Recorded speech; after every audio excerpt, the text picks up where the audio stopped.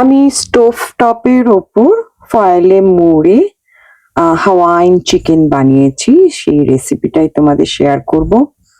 আমি নিয়েছি pineapple, red pepper, orange pepper, onion. এর মধ্যে দিয়ে দেবো একটু garlic and ginger, chili powder. এবার ম্যারিনেট করা আমার চিকেন ব্রেস্ট ছিল দুটো, সেটা দিয়ে দিলাম। এর মধ্যে আমি দেব প্রথমে 3 টেবিল চামচ আমি সুইট চিলি সস দিয়েছি। এরপরে আমি নুন এবং আরো 1 টেবিল চামচ আমি সুইট চিলি সস দেব। মোট 4 টেবিল চামচ মতন আমি সুইট চিলি সস দিয়েছি সল্ট দিয়ে। এগুলোকে ভালো করে জিনিসটাকে মেখে নেব। অল্প একটু মানে 1 টেবিল চামচ মতন তেল দিয়েছি, আর এর মধ্যে একটু গোলমরিচের গুঁড়ো দিয়ে ভালো করে জিনিসটাকে মেখে আমি ফয়েলের উপর আমার একটা কলা পাতা ছিল, সেই কলা পাতার ওপরে ভালো করে পরিষ্কার করে একটু তেল স্প্রে করে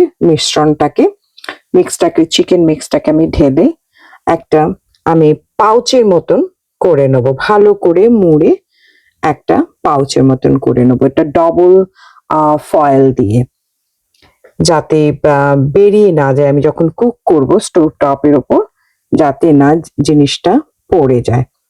তো আমি স্টোভ অন করে দিয়েছি, এর মধ্যে একটা র্যাক রেখেছি। র্যাক রেখে আমি জিনিসটাকে একটা পিঠ আমি 5 মিনিট করব, তারপরের পিঠটা আমি 5 মিনিট করে রেখে এবার নামিয়ে নেব। এবার দেখি আমার হাওয়াইয়ান চিকেনটা কিরকম হয়েছে। If you like my video please subscribe my channel. দেখতে তো খুব ভালোই হয়েছে।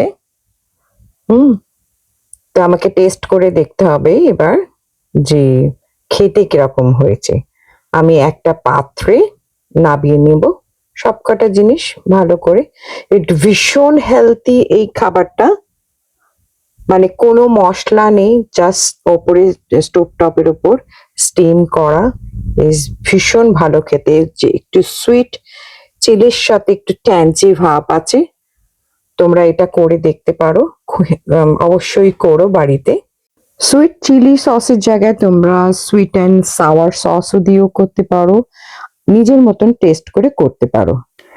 Thank you for watching my channel.